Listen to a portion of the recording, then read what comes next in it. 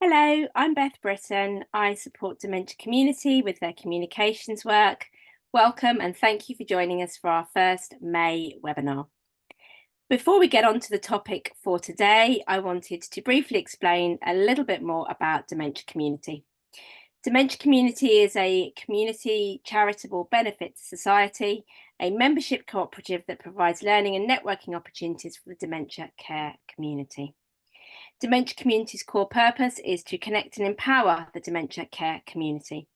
Dementia Community's vision is of a world where all people in the dementia care community feel connected, informed, empowered, and purposeful, and are actively engaged in co-producing changes that improve everyone's experience of dementia in care and in wider society. To sum up, if you are aware of the work of the National Dementia Action Alliance before it disbanded, we hope that Dementia Community is a replacement for the NDAA. Community members own a £1 community share in Dementia Community, and membership is open to everyone. So if you aren't already a member, do join us. There are both benefits and opportunities for all of our members. My colleague Beth Lang has put a link in the chat that will take you to our membership page. You can also scan the QR code on your screen if you'd prefer. If you're having any difficulties joining Dementia Community, please do message Beth Lang or myself and we will aim to help. So on to today's webinar. Our topic for today is Take a Breath in the Great Outdoors with Step Change Design and Dementia Adventure. I will introduce you to our speakers shortly, but just some very brief housekeeping first. We are recording this webinar, so if you don't want your face on the recording, please turn your camera off.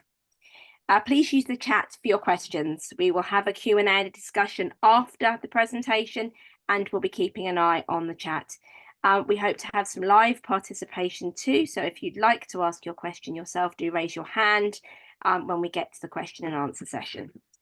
Afterwards, Beth Lang will email you the slides, and the recording also goes onto our YouTube channel, Journal of Dementia Care, so do look out for that. We'd also be really grateful if you could complete the feedback form afterwards that, again, Beth will share with you. So let's get started then. So our speakers for today are Gordon Malcom, Dementia Adventure Programme Leader, and Debbie Carroll, Step Change Design Director. Welcome, thank you, and over to you both. Thank you very much. I'm just going to share my presentation with you and we can get started.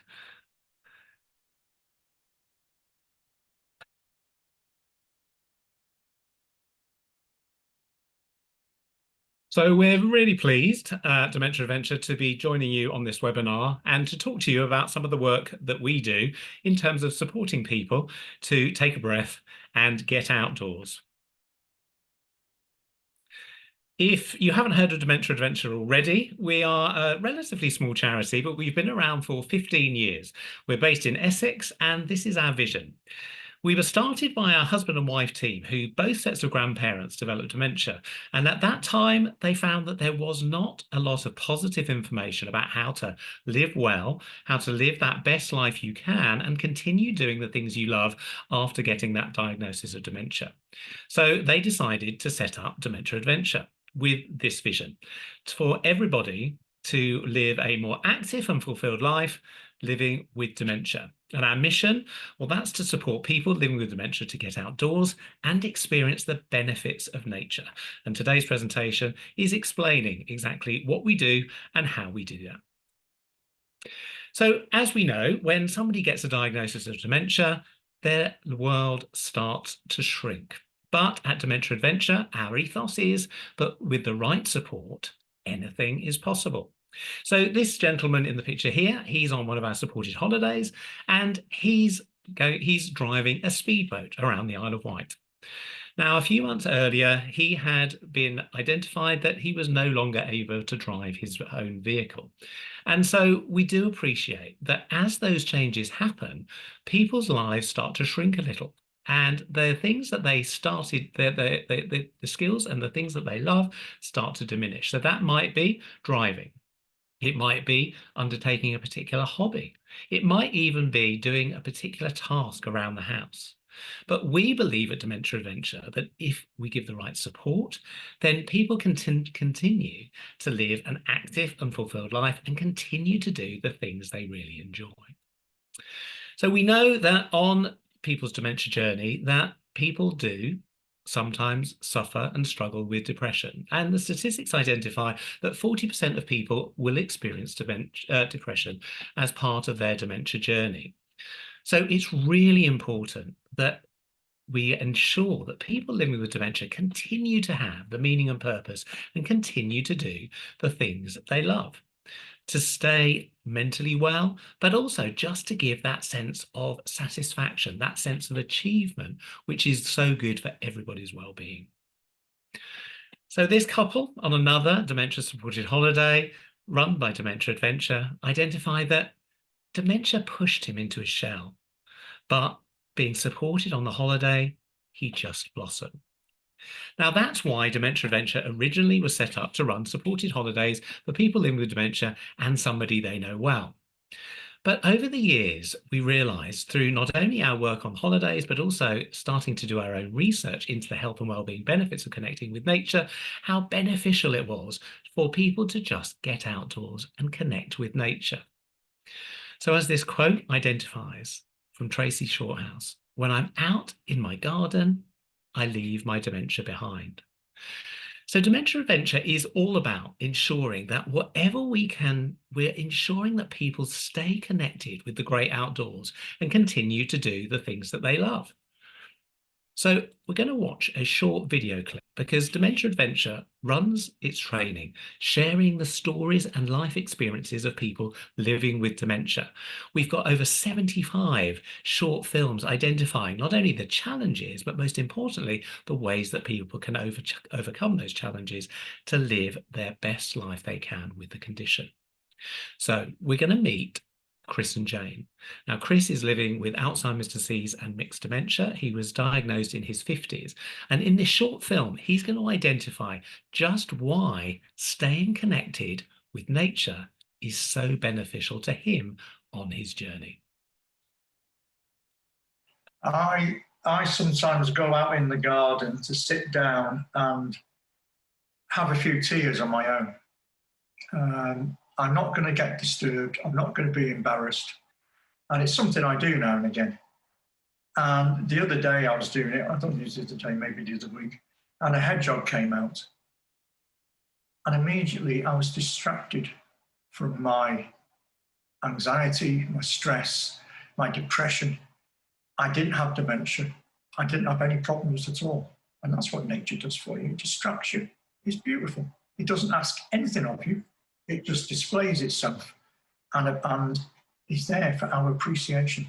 He was just in the moment, just him and this hedgehog just walking past. Just, was it 2 feet? Just 2 feet away from him.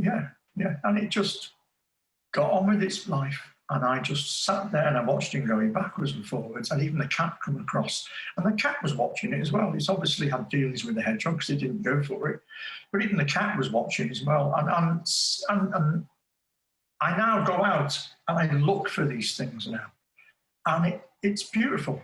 There is no, you don't fail. You don't succeed. You just observe. And there's no pressure. There's no pressure. It's just there for you to appreciate and distract you. And you are normal again. You know, you're not that person with dementia. You don't have any problems at all. And I think that goes for anyone and everyone. So I think you'll agree that Chris summarises there beautifully just what that connection with nature means to him. Because it's all about being normal. It's all about just having something that is not creating pressure, stress, anxiety. There aren't questions to answer. Being out in nature gives us the opportunity to just be in that moment. And actually, what I'm going to explain to you is just how beneficial and why that's so beneficial to people on their dementia journey. Because when we're indoors, obviously, our brain is relatively inactive. However, when we step outdoors and start to move, then different parts of our brain start lighting up. So we're starting to use our coordination more. Our vision is captured, and we start to be attracted by the things that we notice, such as Chris and his amazing hedgehog. We start to hear sounds. So again, all of the parts of the brain start to get stimulated because we're out in a multi-sensory environment. And again, research has identified that when we're living with dementia, the most important thing to do is to keep our brain active, because by keeping that brain active, we can slow the progression of the disease. But not only does it activate these different parts of the brain, and again, particularly when we're out in the summer, we might go foraging as well, but what it also does is it automatically starts to trigger the communication, the language center in our brain, because rather than having to respond to question and answers, to answer factual information, we can just start reflecting and talking about the things that we see and the things that we're experiencing. So this is a brain scan of the electrical activity of somebody sitting passively, quietly in their homes. On the right, this is a picture of the brain activity for somebody who's actually been out on a walk just for 20 minutes. And you can see how much the brain has then been stimulated, is triggered, and that activity always helps to then slow that progression of dementia. So Chris identified that actually what getting outdoors in nature does to him, it reduces his anxiety and depression. So starting on the right-hand side, actually research that's been undertaken looking into the health and wellbeing benefits for people with dementia have identified that getting outdoors reduces depression and stress. It reduces anxiety, but it also helps us with our attention because it lights up the brain and it starts us to enable to connect, because some of our fondest memories, our childhood memories or memories from our youth, are from being outdoors and connected with nature. That then triggers reminiscency and our opportunity to then recall certain things, because what our researchers also identified is that whilst the memory center with factual recall may become affected by the dementia on a dementia journey, our emotional memories stay intact. And so those emotional memories that we have connected with the great outdoors stay intact for that dementia journey, and so can be much more easily triggered by contact with the great outdoors. By that contact, then that starts triggering our ability to start verbally talking and expressing our views about what we see, feel, and even some reminiscencing. And also the chemical changes that happen in our brain, the physiological changes by stepping outdoors and having the increased light levels, well, that triggers a number of chemical changes that stimulates not only our appetite, but also our sleeping as well. It also gives us that feeling of belonging and gives us that positive sense of well-being. And you might think, well, the research, how long do you have to be outside to get all these health and well-being benefits? Well, it's quite amazing that just 15 minutes outdoors, so whether that's having a cup of tea, going for a little walk, whether it's actually doing something that you do indoors, such as taking a telephone call, but taking it outdoors, that you can receive these health and well-being benefits just by doing that. So what does Dementia Adventure do to support people to get outdoors? Well, we support people by doing a range of things. For friends and family, we run supported holidays, and those we run as small group holidays for 4 couples, so 4 people living with dementia and somebody they know well, or we run tailored holidays for families that want to get away together, and we organise that for them. We also run Red Letter Day. So this is something completely new where we're starting to run days out, where if people don't want to go on a holiday but still want a mini adventure, then our Green Letter Days rather enable people to be able to do that with our support. We also run free training for family carers and family friends that are supporting on that journey. And that's our Understanding the Better training that we run online every week. And also, we run another free training session called Mood and Motivation to increase the mood and motivation of not only the carers, but people living with dementia. And both of these training sessions have been developed with people living with dementia themselves and tell their stories and experiences. And finally, we work very closely with professionals. So that's my role at Dementia Adventure, professional partnerships. And we've worked with a range of organisations, creating bespoke training, but also sharing training such as thinking differently about dementia, developing sensory walks and outdoor experiences, or managing risk and nature experiences. So we've worked with local authorities, we've worked with care home chains such as MHA to help them develop their green care programme that now has been rolled out across all of their care settings. And we're currently working with the National Trust, who have set up their first dementia support service within a National Trust property. And we've helped them to create a toolkit so that the learning from their work and their work with us can be rolled out in other settings. And all our work is based on research. So finally, if you're interested in getting some inspiration from Dementia Adventure, we've created this top tips booklet, which I'm going to be giving as a freebie for you attending today. It's got 23 different tips and strategies to connect with the great outdoors, just to help you on your journey of helping people to get that really vital breath of fresh air. And here are my contact details. So I know we're going to have Q&As at the end, but please do get in contact. If you're interested, we run free 30-minute consultations. So if you want to know anything more about what we might be able to do at Dementia Adventure to support you on your journey, then please, please, please do get in contact. Thanks very much.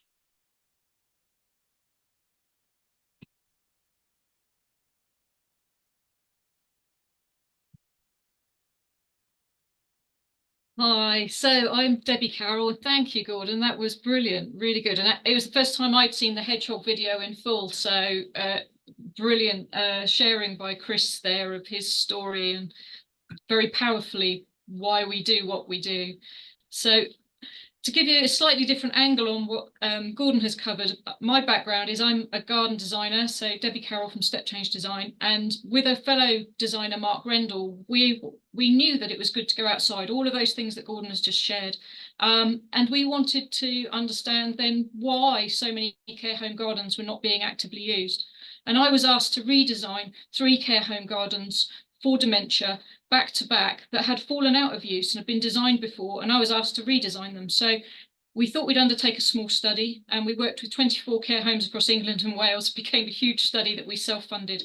And instead of another study about is it good for us, we wanted to understand, if we know it's good for us, why are we not going outside more? And so I want to share a little about our research project and what we found, and leave you with some pointers to some free and paid resource that you can access to find out more for yourselves.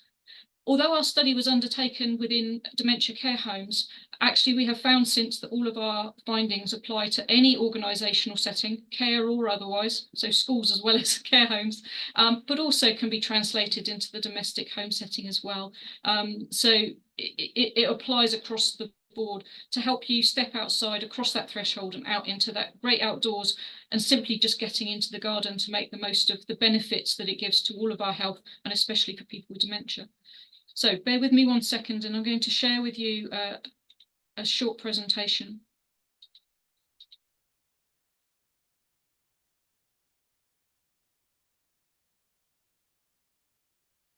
So in our study, which we called Why Don't We Go Into the Garden, Mark and I, as garden designers, expected there to be a design solution. And to our surprise, we were led down a completely different route from what we anticipated from the very first visit we did to the very first care home. And we identified a key overarching finding, which was it was all about the people, really, that there is a correlation between advanced care culture practices, so person-centered care and beyond, and truly active engagement outside. And that was regardless of the condition, appearance, or design of the space or the time of year. And this was really because it was about person-centered care, if it's truly being delivered, is centered around the resident in that setting, the person living with dementia. And as a consequence, if it's focused on what they want or need, if they wish to go outside, that's what we facilitated. Our second key finding that we identified was that if there's a fearful attitude to health and safety in relation to outside, it will effectively cap engagement. And unless this is overcome, no matter how person-centred a care setting may be inside, the reality is it will stop and prevent or limit engagement outside.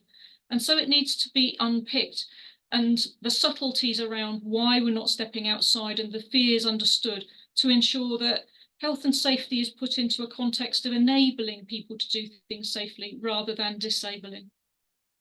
And our third finding was related to my designer background and my designer colleagues. It took us quite a lot longer to get to this point, but actually we identified that the design support, if required, needs to come alongside where the care organisation is in its organisational culture and help them to grow towards more person-centred practices.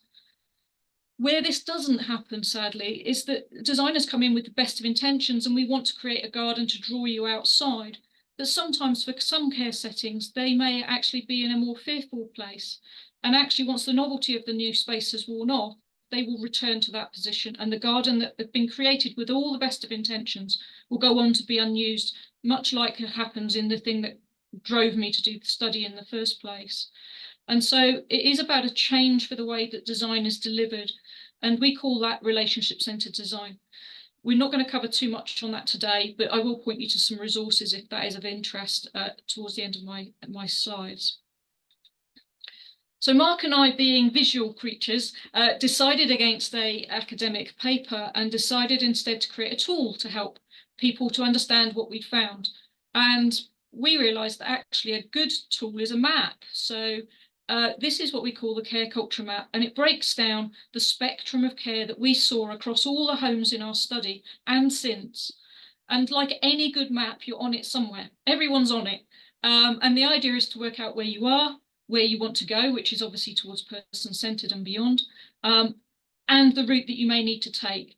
And it helps you to unpick what is holding you back for more effective engagement outside. And should you need a designer to help you be a more articulate client and to ensure you get the right appropriate support to match where you are currently. So for example, you don't need to see the detail of this. This breaks organisational culture down. And right at the bottom, if you were at the bottom of this map, the garden may as well not exist. Though the fact, if you're here today listening to this, the chances are that you believe the garden is out there. So that's a good start. As you move up this spectrum from the bottom, we see organisations that perhaps are quite task orientated, or we sometimes hear referred to as medical model, where perhaps the garden is being used, but in group generic ways and probably only on nice days. As we move up this spectrum of care, more and more is understood about the residents, their needs and their wishes. And by the time you get to person-centred care, we see that the garden is used in spontaneous ways and in a variety of days and conditions with a range of activities, many of them very quite simple around what residents would love to do outside. We were fortunate in our study to also see care settings that went way beyond just traditional person-centred care into what Mark and I called loving homes or relationship-centred. And at this point and beyond, very much, it's very hard to know sometimes who's the carer versus who's being cared for. It is a reciprocal relationship. And the garden at this point is used on every day of the year if a person would wish to go out, doing meaningful activities there that mean something to that individual. Health and safety is often one of the key things raised as to why we don't go outside. The garden's often blamed. In reality, it's rarely the garden's fault. And actually, it's very often with us about our own fears. And so on that same spectrum, homes that are towards the lower end of that care culture spectrum, we see that the organisation will routinely assess the things in the garden, the elements, and not the residents' ability to use them safely. The more that is known about a person and the more that person-centred practices are the main care delivery approach, we see a shift in the way that risk assessing takes place, where the risk assessment is around the resident and not the things. And so actually, it's worked out what a person can do safely. And for those things where there's a risk, a balance is made between risk and benefit for that individual. And yes, key risks are mitigated, but sometimes actually for that individual, the benefit outweighs the risk. And actually in those instances, ways to allow things to continue.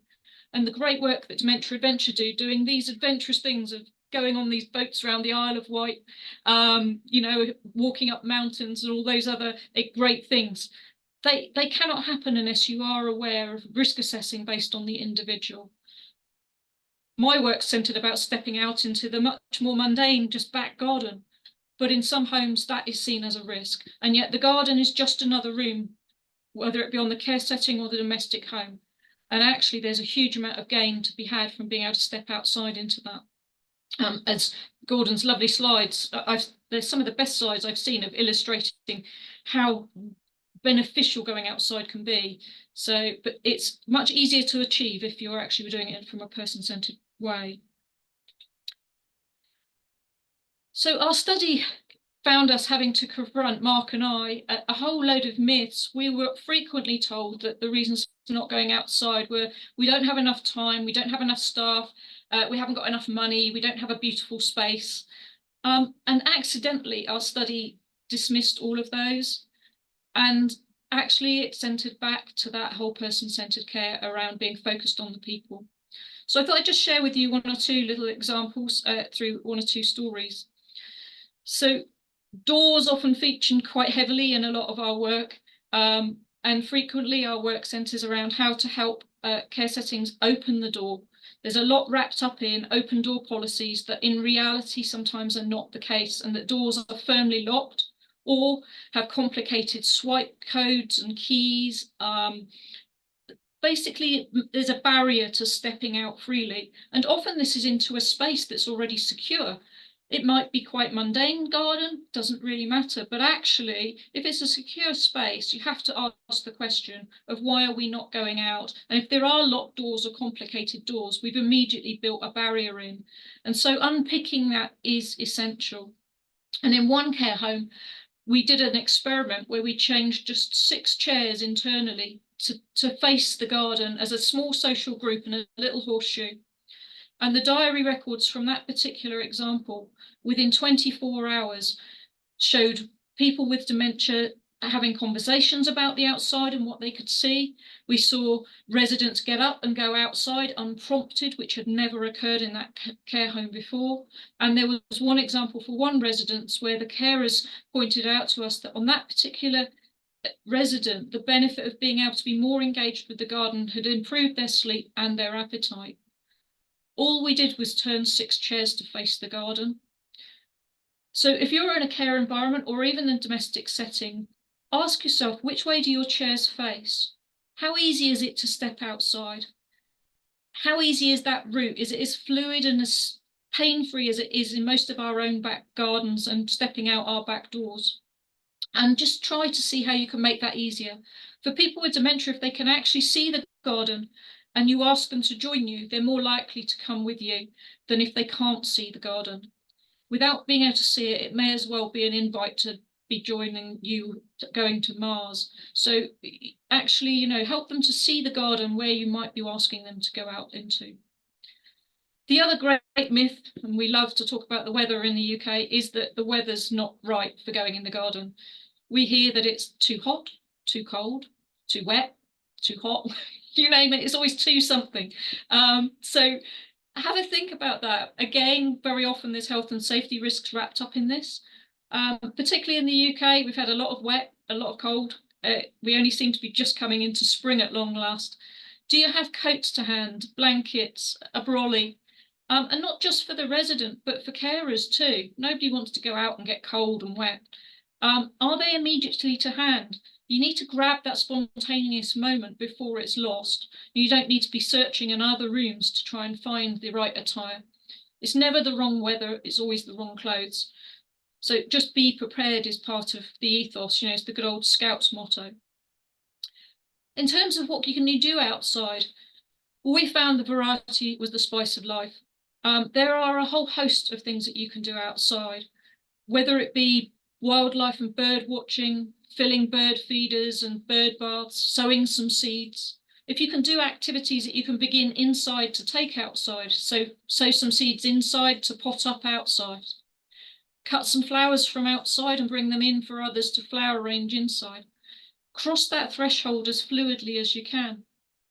But it could be for many people just simply sitting outside for a chat, a cup of tea, or a stroll and simply a breath of fresh air is all that they need to make their day.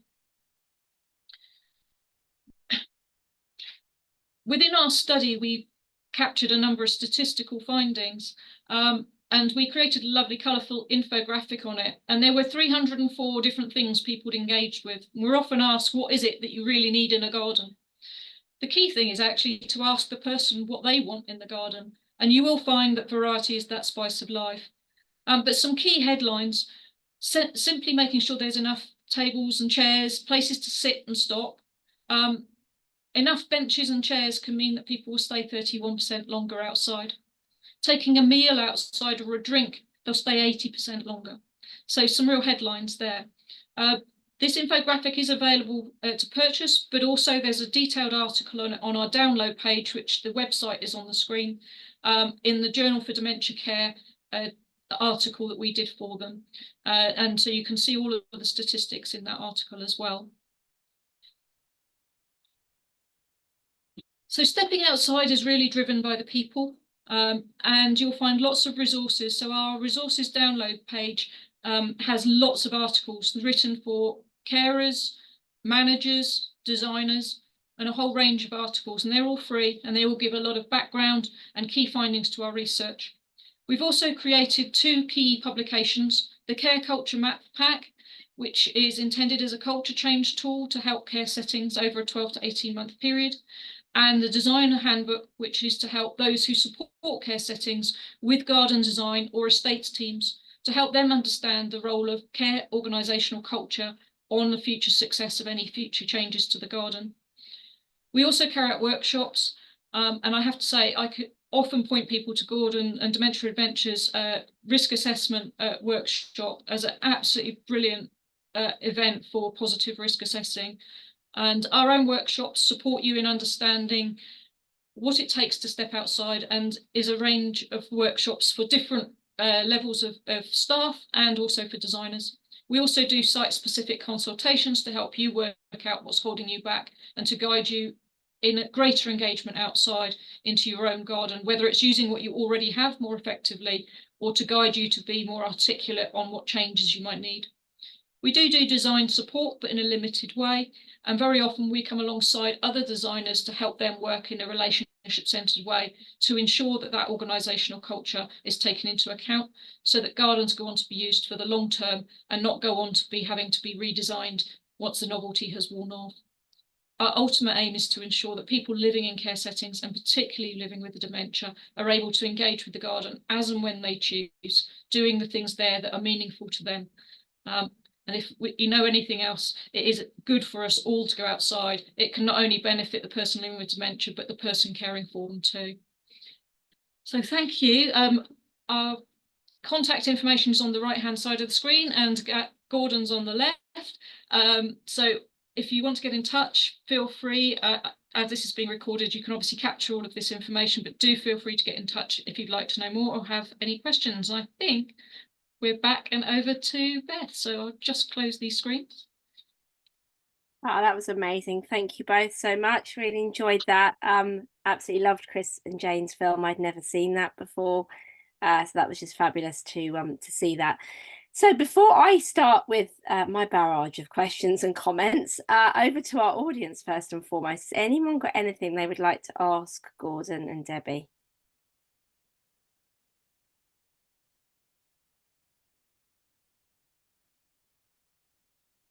Silence came stone reply.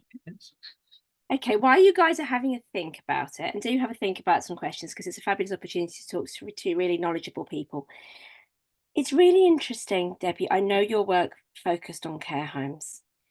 Do we see people go outside more when they live in their own home? Or actually, do our own homes also have barriers when people start to develop dementia? And I know that's quite nuanced because everyone's home and garden and thresholds are all going to be different. But do we see that more when people are still at home? It's interesting. It's often along a bit of a changing pattern over time sometimes. So to start with, quite often the garden is engaged with, but just as in care homes, the person caring for them has an influence. And depending on other frailties they may have, particularly if they're an older carer, there may be fears for them as well about stepping outside with somebody who has dementia. So sometimes the world does close in, as I think Gordon described it, too, in the home setting, and other people start to engage. So occupational therapists, people from outside might start to come into even the home setting, and they bring their own fears, perceptions about whether the outside is accessible or not. And so we do see a slight closing down over time of accessing the garden, not in all cases. And there is a benefit of trying to keep engaged, because that actually helps if there is a need to go into a care environment in the future, that actually if you're already still going outside, that transition's more likely to continue when you go into the care environment, rather than have to pick up the pieces and start from scratch again, and bring new fears with you. So if you can keep it going, that's a great thing. But we see some of the similar things that happen in care environments of it's other people's influence. Very often the person with dementia wants to go out and it will do them good to go out, but sometimes it's others' influence may begin to have a part to play. So we just need to be watchful for those things and try to overcome them. Perhaps bringing things closer to the back door, making sure routes are clear, again, being able to see out, bringing the favourite items or elements closer to, so that they can be easily and quickly engaged with as well, and access at the back door if needed. If there's an unsteady gate, just making sure that that is a safe access route. But in the main, the garden can be just as much engaged with. In fact, it's a familiar space, so it's even better in some ways. But yeah, we see some of the same things curtail engagement as we see in care environments. Now, we had our last webinar actually was with Thrive. And one of the things that that Damien from Thrive talked about was actually how he felt that care providers should kind of build nature into care planning. So whether that's a care plan for someone who's receiving some domiciliary care at home, whether that's somebody in a care home, if it's somebody in a hospital, because if you're in hospital, why wouldn't you want to also go out into an outside space or be near a window if indeed, you know, your health permitting, you're able to do that. Have either of you ever seen that in practice? Because I love that idea. I think it's wonderful. But have you ever seen a part of a care plan or worked with a provider where they've talked about actually we build in nature into our plans with this individual? Yeah, I mean, again, I've just done a project with the Centre for Sustainable Healthcare because they were really keen for their estates to be better utilised in terms of therapeutic support, not only for patients and their settings, but also for staff and their well-being too. But one of the things that we've also done, another project that Dementia Adventure have run with another care provider, Abbey Fields, we did a project with them that actually enabled them to start looking at creating what they called, they called their program a Breath of Fresh Air program, but to incorporate getting outdoors with their residents who were either in residential settings or supported living. And it was quite amazing how, you know, just by starting to build in opportunities to actually utilize their outdoor spaces, that their loneliness, they measured a loneliness scale, and loneliness went down from 77% to 11%. And actually mobility was actually supported. So their fall rate, which was quite profound, that their time outside, with increased time outside, their fall rate started to decrease by 10% as a result of this breath of fresh air time. So I think we can't underestimate the amazing power that just getting outdoors, staying active and mobile has on not only our emotional well-being, but also that physical well-being of that mobility, which is actually so important as we get older too. And isn't that interesting that people would often associate going outside with increasing falls risk? Because actually we might have uneven surfaces and we might not have enough things to grab onto. So that is really interesting research. Absolutely. I mean, we know within our research and the work that we do that because of love and compassion and care, that families and also care providers are protecting people and trying to keep them safe. However, we need to stay active to enable us to decrease our rate of falling, to keep that sort of ability to be able to be stable stable on slightly uneven ground, to be able to experience those different surfaces is so beneficial. And so again, we see this time and time again, it's so beneficial to try and encourage care settings, whatever they might be, and now we're working within the health sector as well, to encourage people to do that. It was interesting, actually, in our study, one of the care providers we were working with, and we were there just to do observations, but they had a really uneven lawn in quite a shady spot, so it was never going to be a great lawn. When we inquired about it, because it was clearly quite uneven, and at this point Mark and I had very much designer heads still on, and we were unaware of where our findings were going to take us. It was about the people. They had a sort of physical training instructor within their care team who used this wonky lawn for residents with dementia to continue to aid their ability to maintain balance. They had an inbuilt gym inside, but they found that the people living with dementia there found the gym quite intimidating. And so actually she used this wonky lawn and a sloping path as a route to improve balance and maintain balance and build stamina. So it was an integral part of the health resource within that setting. And we've seen and recommended that approach since. And that was a home as well where they saw major changes to their fall rates with the work that this particular team were doing. But the garden can be a resource. Inside, everything is flat, everything is easy to walk on and made safe to within an inch of its life. And like any of us, if we don't do something, we lose the ability to be able to do it. We forget how to do it, or we become less competent at it, whether we have dementia or not. And so if everything's flat and you suddenly come across something uneven, you're more likely to fall. So incorporating your outside as part of your health resource to benefit people's abilities, I think it's a good idea. And yeah, outside, I've seen the outside brought in as part of that resourcing, but it needs the people to drive it again. Absolutely. And people need to feel empowered to take those risks. And so because obviously we've got 15 years of experience of taking people outdoors on sometimes, much more challenging environments, we've got a wealth of experience, and we've created a positive risk management tool to enable non-specialists to look at the perspective of somebody living with dementia and think about those risks so that those risks are mitigated, but the benefits that are gained from taking small, calculated, safe risks are hugely beneficial. And as I say, the slide that I identified, sleeping improves, eating patterns improve, and that sense of well-being, moods lifted. So again, the study that we did with the care home, the mood of the residents increased significantly, from feeling 33% was sort of positive in mood before the opportunity. It rose to 66 after this increased engagement with the outdoors, and sleeping and eating patterns also rocketed as a result.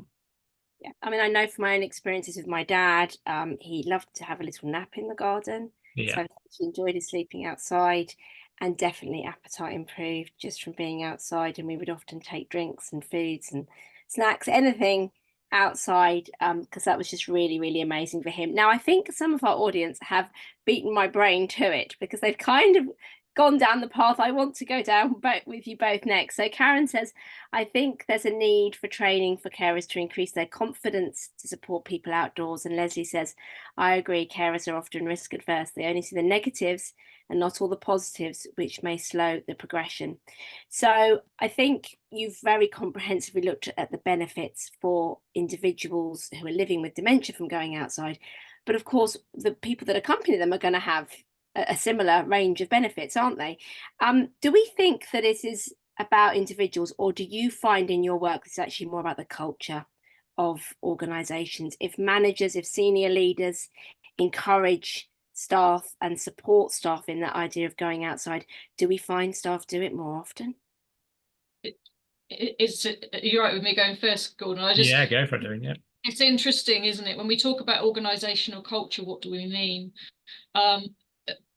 Organisational culture is about, that's how we do it, that's like us, is the sort of phrase, that's us. It's made up of individuals. And so we all individually bring stuff to that culture. And so we have to work out who amongst our teams or the organization are the ones who have the fears or are the traits that are perhaps holding things back. Sometimes that's at higher level. It could be that it's the policy within the wider organization is quite fear and risk adverse. Sometimes the organisation can be very positive and wanting to be positively risk assessing, but there are fears within individuals or feeling of lack of knowledge. You know, some societal cultures don't use the garden as a leisure facility, and so they wouldn't think to go outside themselves. And so it's an unknown space which they're not as comfortable in. You know, some youngsters today are more comfortable on the iPhone than certainly I am than what to do in the garden. And we hear a lot of, I'm an outdoor person, but I'm not a gardener. So people think they need to know about gardening to go in a garden. And so there's often real subtle things at play. It may be fears, it may be that it's not a space they're comfortable in. It could be they think they need to know about something. In general terms, certainly within care environments, it is just another room, and the care they carry out inside can be carried out outside. It isn't so foreign, and it can be really simple things that people can engage with. And yes, some training and knowledge can be useful, of course, but if you're already trained as a carer inside, it's just taking that across the threshold into the room outdoors, as it were. I love that idea. Let's start running some training sessions outside. Yeah, why not? Yeah, I think that's a great idea. Gordon, did you want to add anything? I mean, obviously you guys provide training, and one of the things I was going to say to you is, goodness, I hope your courses are oversubscribed, because we clearly need more people doing this. We do a lot of training. We do encourage that whenever we're working with, say, professional organizations, with care settings, that we want to actually develop that sort of mindset in the managers and in the management team of an organization, because there are anxieties about the risks associated. And again, people have become very risk averse. And so what we always encourage is to actually run a training session to train those people in senior positions, to encourage them to be those advocates, those passionate believers. And what we do with those in those sessions is we look at the positives. We identify what those anxieties are, those perceived risks, those emotional risks that people are really concerned about, because we have to address those. But then it's looking at the facts, looking at the benefits of what they can do in terms of supporting their residents, and the benefits that are going to outweigh those possible risks. With carers, though, we find with family carers, we find it very similar. So when I'm working with private organizations, so organizations like with the National Trust or organizations that are trying to develop dementia accessible experiences, we need to sort of encourage people and organizations to understand that carers are very fearful of organizations understanding their needs and being able to keep themselves and their loved ones safe. And so when our positive risk management tool not only looks at the most common things that we all think about, but it looks at the things from the perspective of a person with dementia or the carer, those anxieties of what information, what reassurance do they need about the setting to encourage them to start exploring and getting outdoors. And we found that really powerful, that when we start looking at the perspective, not only from our own perspective, what we're concerned about, but what those people are concerned about themselves, we really start to break down those barriers. And together, that creates a really positive mindset for people to start exploring and feel much more confident, both from a staff perspective and the individuals themselves. Thank you both. So some really interesting comments in the chat. So Jane said on being a family carer, I was certainly risk averse when I started caring for my mum. You feel so responsible. And I think that's something we would all understand. And as you said, it's about looking at the benefits, looking at the risks, how we mitigate against those, and how we still sort of capture those benefits for the individual. And then around the question of staff and culture, the one that we were talking about a minute ago, Jane again says, I think that many managers are so concerned about the consequences of any incident, they probably need their organisation to give permission, and this needs to be spread down throughout the organisation. And Leslie says she thinks it goes further than organisations. There's also a lack of awareness in the general public. Of course, we have had some campaigns. I recall the Mental Health Foundation did a campaign about the benefits of nature for people with mental health conditions. We know many people with dementia, as you've alluded to, Gordon, at the beginning of your presentation, live with depression. So there is some work sort of seeping into the public consciousness, but I think we probably all say it needs to be a lot quicker, faster, a bit more impactful. Debbie? Yeah, just a couple of stories have just sort of sprung into my mind with a couple of those threads you've just mentioned there. So in one care home that I was invited to, they were wanting to actually do a redesign. And one corner of the garden was sort of cordoned off. And when we inquired as to why, they said, oh, Fred had a bit of an accident over there.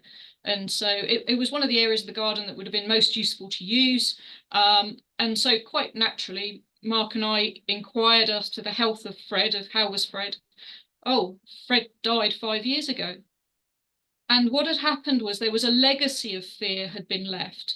And this area had been cordoned off at the time, but no lesson had been learned and nothing had changed and no mitigation had been put in play. And so it perpetuated. In fact, most of the carers we spoke to were never even there when Fred was there. So it had become this sort of Chinese whispers that this area of the garden was unsafe because of an incident that actually was so long ago.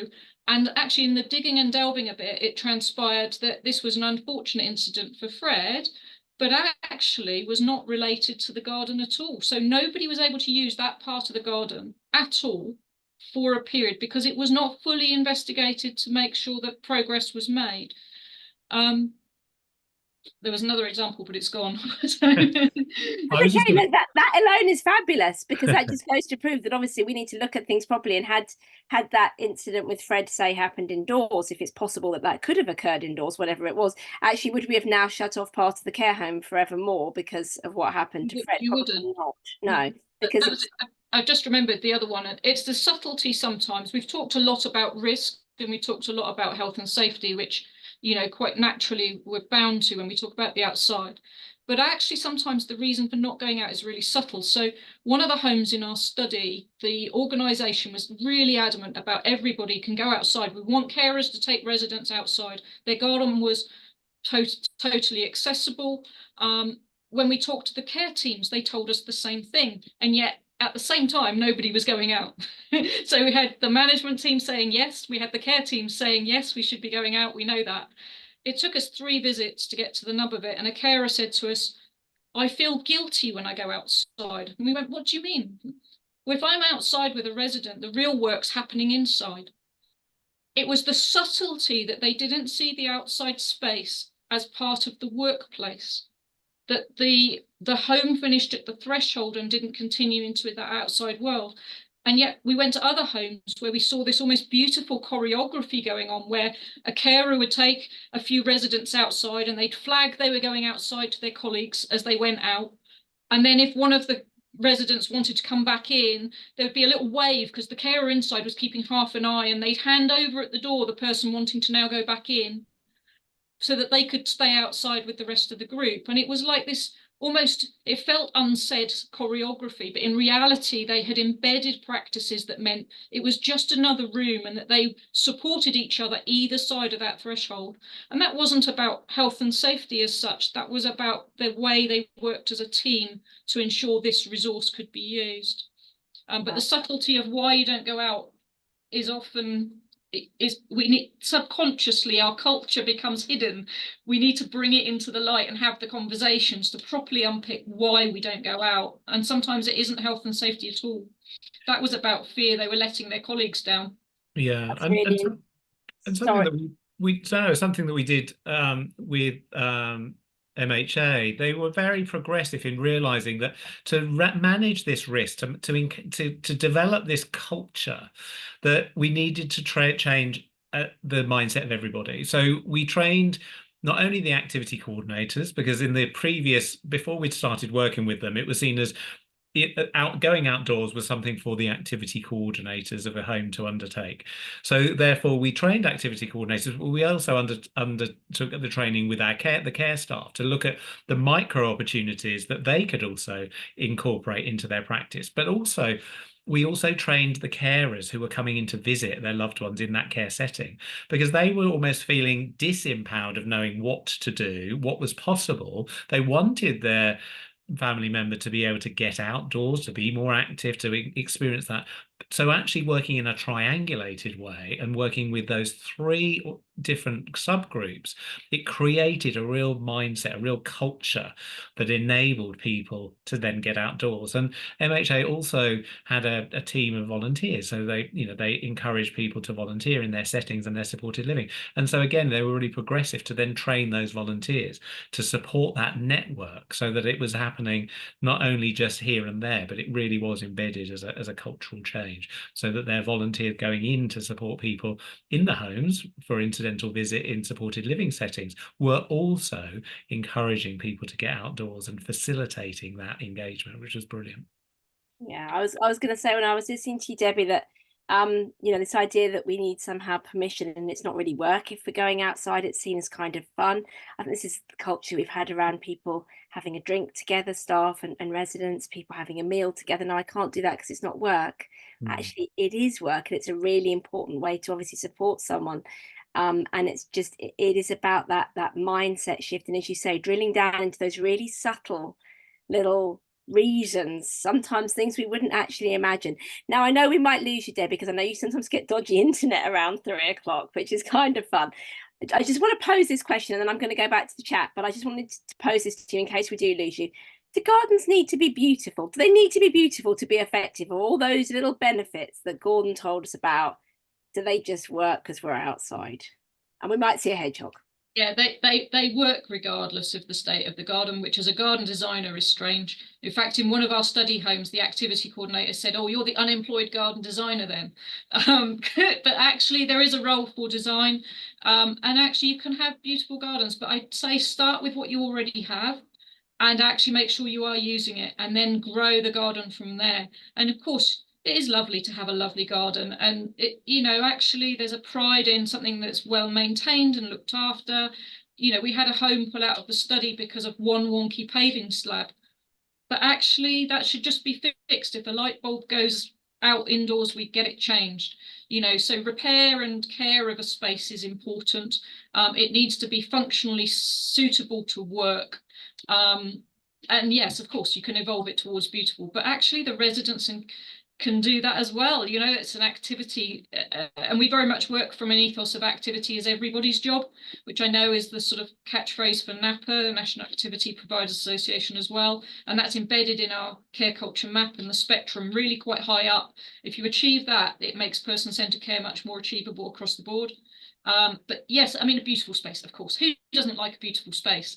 But is it essential? No. More important, get the doors open, get stepping outside, and then grow it from there and make it as beautiful as you want, with the input from your staff and your residents and the families, and make it the garden that reflects them and what they would love to see out there. And very often it's the very simplest things.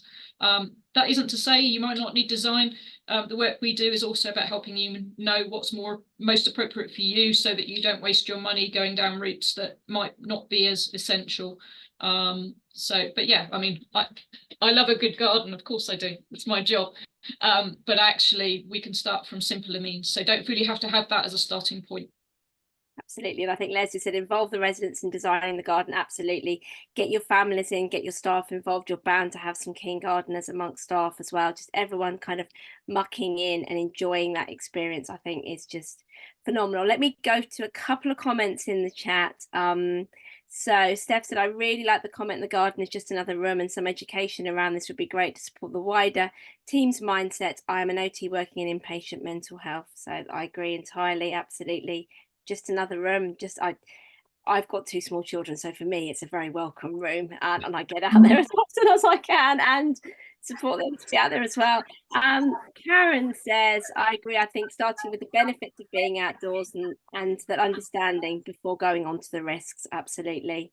Karen also said, in terms of mental health, part of the benefits of going outdoors is the feeling of getting away. Understanding is also key as a positive. And that's kind of what you guys do, isn't it, Gordon? It's that feeling of escape. I mean, Chris captured it so perfectly, just going outside and seeing the hedgehog, and suddenly he forgot all of the challenges and difficulties of his life.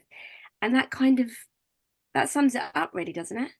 It does. I think it's just wanting to feel normal. He could leave his dementia behind, the pressure, the stress, the anxiety, just by living in the moment. And I think it's what we're all about.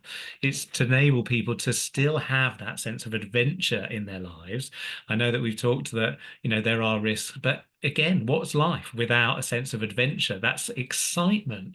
But as we've, heard time and time again on this training, that, it's that managing the risk, weighing up those pros and cons. So whilst we run commission training, I just wanted to say to the people that are on the call on the session today, we also do ticketed events. So if you're interested, particularly in our managing risk, which is really popular, managing risk and nature and outdoor experiences, there's a ticketed event on the 12th of June and the 5th of September. So you can just buy a single ticket and you can get some of the input, because what Dementia Adventure are all about is about sharing tools, templates, lots of freebies to empower organizations to, rather than having to reinvent the wheel, here's loads of experience that we have. If we can share it with you, if we can get you started, we can get you to get people outdoors, that's our main goal.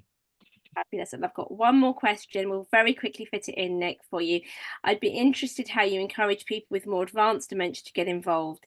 And do you encourage people living with dementia to get involved with designing? I think it would be a yes to the latter, definitely, I'm sure. People can have their input in many ways.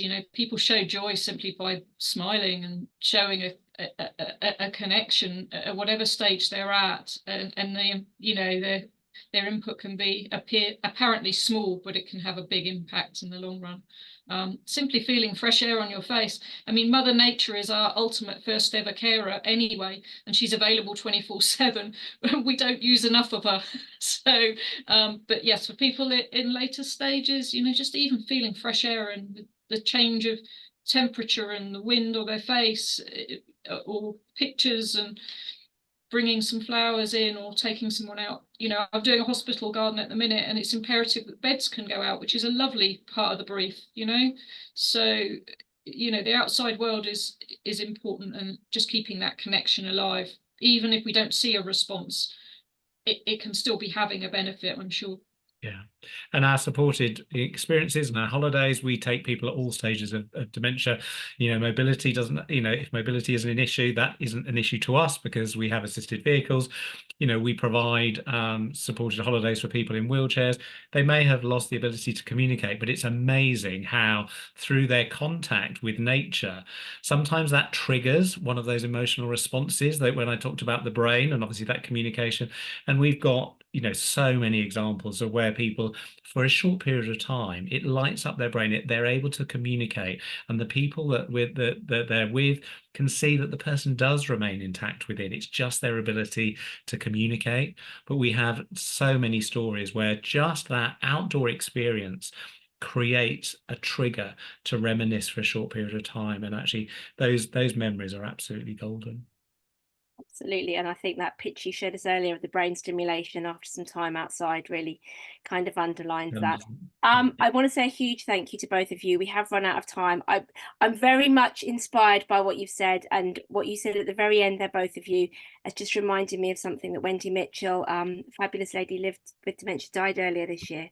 I remember she once said to me, to never feel the wind on my face again would just be awful for me. I don't want to look at a mural of a bird and trees. I want to be able to see the real birds and trees. So I think that little tip about moving your chairs around your windows, your doors, just let people see outside to hopefully eventually make that step to crossing the threshold. I think for everybody, that might just be one thing we could take away and go and do immediately that might make a difference. So a huge thank you, Debbie and Gordon. It's been wonderful to listen to you and to hear your advice. Gordon, where will people get hold of your 23 tips booklet? Is Beth going to email it, or how are we going to do it?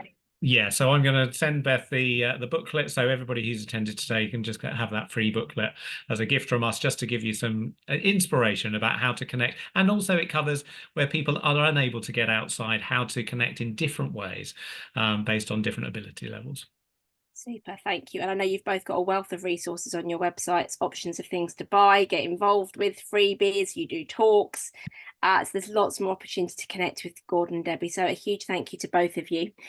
I need to move us on now to our next webinar. So can lie telling be used to support personhood? It's on Tuesday, the 21st of May. It is 2 till 3 p.m. The booking is live. My lovely colleague Beth Lang has put the link in the chat for you, so please do join us for that. And thank you again, Debbie and Gordon. Thanks very much.